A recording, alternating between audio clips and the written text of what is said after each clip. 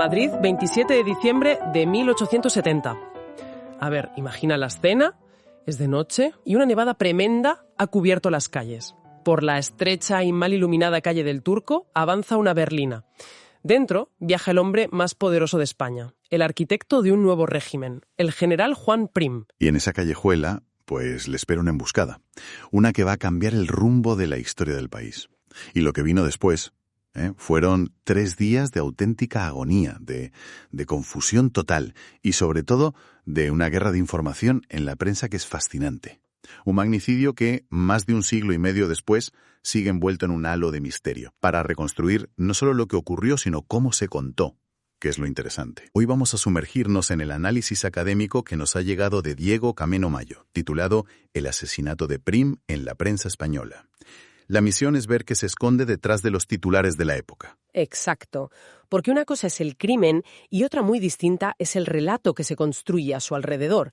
Así que, para entenderlo todo, primero vamos a recordar quién era esta figura imponente, Juan Prim. Vale. Y después nos meteremos de lleno en el avispero, que era la prensa madrileña de 1870, para seguir casi hora a hora cómo se vivió y se narró el atentado, la agonía y la muerte del general. Perfecto. Antes de ser un objetivo, Prim era para muchos un héroe casi mitológico. Nacido en Reus en 1814, no era un aristócrata de cuna, pero tenía una ambición y una valentía en combate que eran legendarias. Se curtió en la Primera Guerra Carlista, que fue un conflicto brutal. Sí, su carrera militar es de las que ya no existen. Ganó cada uno de sus ascensos en el campo de batalla, no en los despachos. Su lema personal, que se le atribuía, lo dice todo: o caja o faja.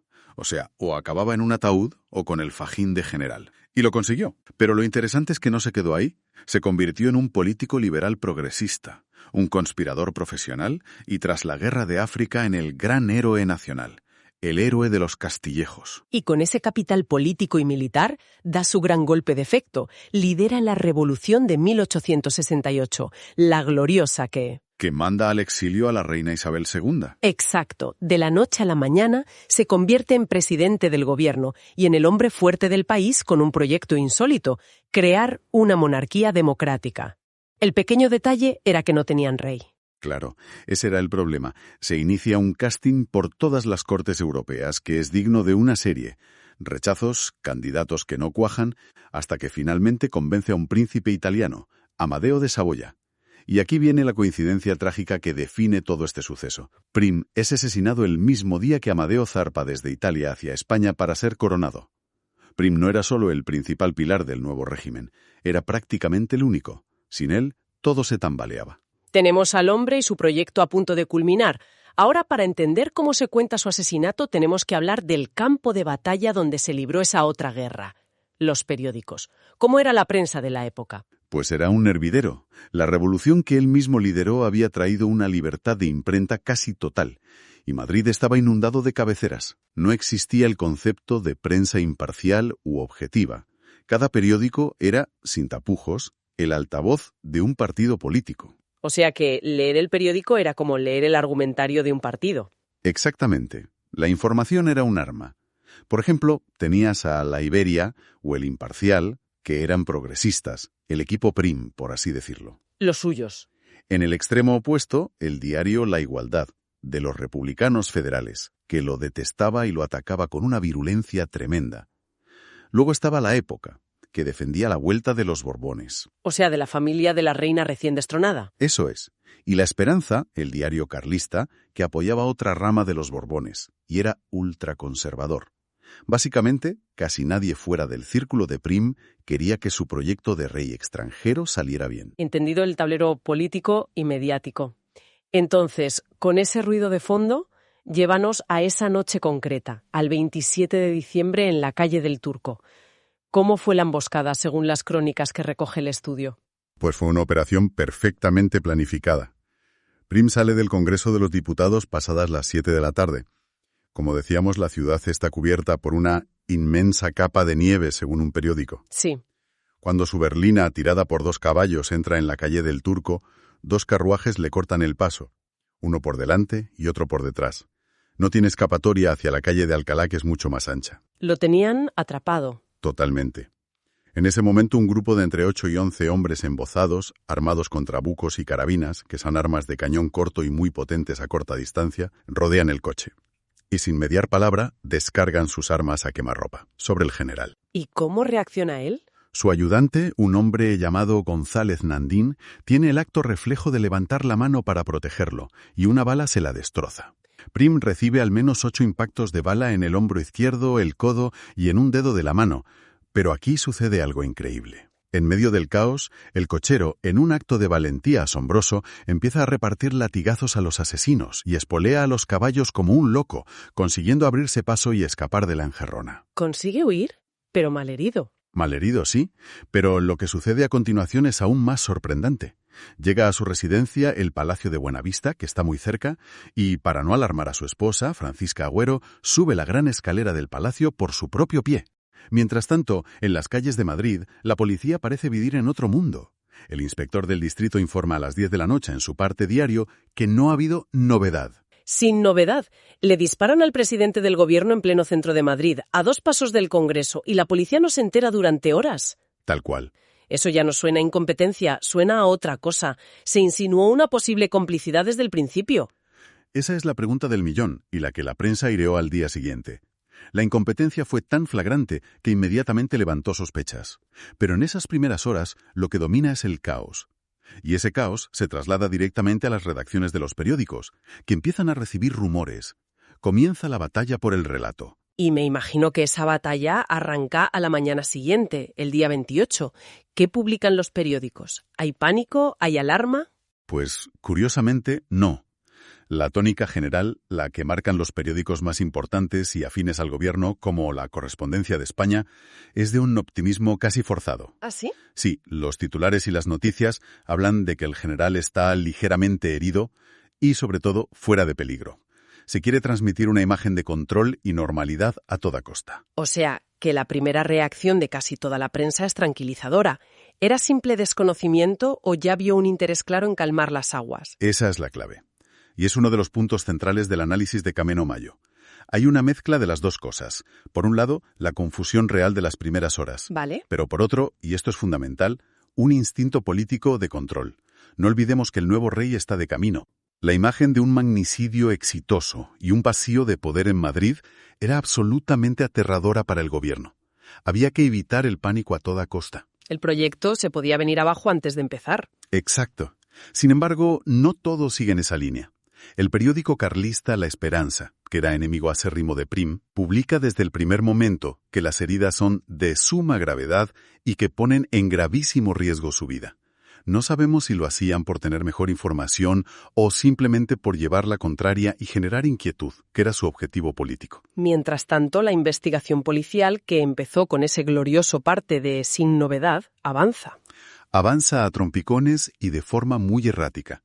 Las noticias que publican los periódicos son un reflejo de ese caos. Un día se habla de 8 detenidos, al día siguiente son 30. De repente la prensa informa de que un ciudadano italiano ha confesado ser uno de los autores. Horas después se desmiente. La información es un torbellino de datos confusos y contradictorios. La sensación que se transmite es de descontrol. Así que tenemos 2 relatos paralelos, el relato médico, oficialmente optimista, y el relato policial, que es un caos absoluto. ¿Cómo evoluciona la situación en los días siguientes, el 29 y el 30? El día 30, viernes, por la mañana, llega el clímax del optimismo. La Junta de Médicos que atiende a Prim emite un parte oficial que es publicado en todos los periódicos. Anuncian solemnemente que el general está fuera de todo peligro. El regente del reino, el general Serrano, y todos los ministros acuden a visitarle para celebrar la buena nueva. Madrid respira aliviado. Esa misma tarde, la situación da un vuelco dramático. La fiebre, que había estado más o menos controlada, se dispara de forma incontrolable. Las heridas se han infectado, la septicemia es galopante y los médicos no pueden hacer nada. ¡Qué giro tan terrible! ¿Y él era consciente de que se moría? Totalmente consciente. De hecho, protagoniza una escena final casi de tragedia griega. Llama a uno de sus generales de confianza y le dice unas palabras que resultaron ser proféticas. ¿Qué le dijo? Hoy desembarca el rey y yo me muero. Y así fue. Murió a las 8:45 de la tarde, justo el mismo día en que Amadeo I, su rey, pisaba por primera vez suelo español en el puerto de Cartagena. La sincronización es escalofriante.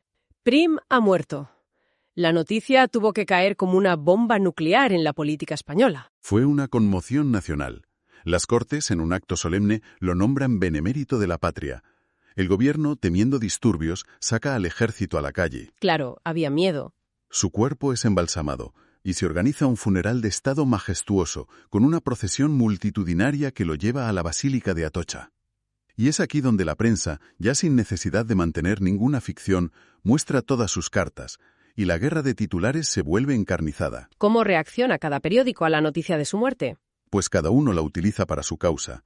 Los diarios afines al gobierno, como la Iberia, lo elevan a la categoría de mártir, de santo laico venerado por todos los españoles. Lo pintan como una figura que unía a todos. Una idealización. Por el contrario, el republicano La Igualdad publica una especie de epitafio político demoledor. Muerto Prim, el progresismo español dejará de existir. Para ellos era el fin de un proyecto y el inicio de su oportunidad. ¿Y los conservadores? ¿Los que querían la vuelta de los Borbones? Esos, como La Época, aprovechan para atacar al gobierno con una dureza increíble. No lloran tanto a Prim, sino que culpan directamente a sus compañeros de gobierno por la incompetencia y el desorden público que, según ellos, habían permitido el asesinato. Lo usan como prueba de que ese régimen era un fracaso. Unos días después, el propio diario El Imparcial, que había sido uno de los que transmitió calma, acaba publicando una nota en la que reconoce que el verdadero estado del general se ocultó deliberadamente por altas razones de Estado. Es una confesión asombrosa. Admiten que se manipuló la información para no generar pánico y dar tiempo a que el nuevo rey llegara y se hiciera con el control de la situación. Es la confirmación de la fake news decimonónica por un motivo político. Y en cuanto a los culpables, ¿hacia dónde apuntaba la prensa en esos primeros momentos? De forma casi unánime, el dedo acusador de la prensa progubernamental apuntó a los republicanos federales. Se les señaló como los instigadores y autores intelectuales. Pero lo que es realmente fascinante, visto con la perspectiva del tiempo, es a quienes no se menciona. En esos primeros días, en ninguna crónica periodística aparece el más mínimo indicio o sospecha sobre dos de los hombres que con el tiempo se convertirían en los principales sospechosos históricos, el duque de Montpensier. Cuñado de la reina destronada. Exacto, que aspiraba al trono, y el propio general Serrano, el regente y teóricamente compañero de Prim. Su ausencia en el relato inicial es muy llamativa. Y para añadir más leña al fuego de la conspiración, creo que hubo un último detalle bastante siniestro. Así es. Para rematar el clima de misterio y amenaza, la viuda de Prim recibe, días después del asesinato, una carta anónima absolutamente escalofriante. ¿Qué decía? El texto, según recogió la prensa, decía: «Nos hallamos muy satisfechos del éxito de nuestra obra, y la continuaremos sin descanso». Era una declaración de intenciones y una amenaza directa que demostraba que detrás del crimen había una trama organizada y con objetivos a largo plazo. La reconstrucción del asesinato de Prim a través de la prensa de 1870, como nos muestra el análisis de Cameno Mayo, es mucho más que una crónica de sucesos. Desde luego. Es el retrato de un suceso narrado en tiempo real por actores profundamente interesados, donde cada titular no solo informaba, sino que luchaba en una batalla encarnizada por el relato político. Se demuestra que las imprecisiones, los rumores y la desinformación deliberada por razones de Estado no fueron un producto posterior, sino que contribuyeron desde el primer minuto a tejer el velo de misterio que todavía hoy rodea al crimen. Y el asesinato no solo acabó con la vida del general Prim, asestó una herida mortal a la recién nacida monarquía de Amadeo I antes incluso de que comenzara, abriendo la puerta a uno de los periodos más convulsos y violentos de la historia de España.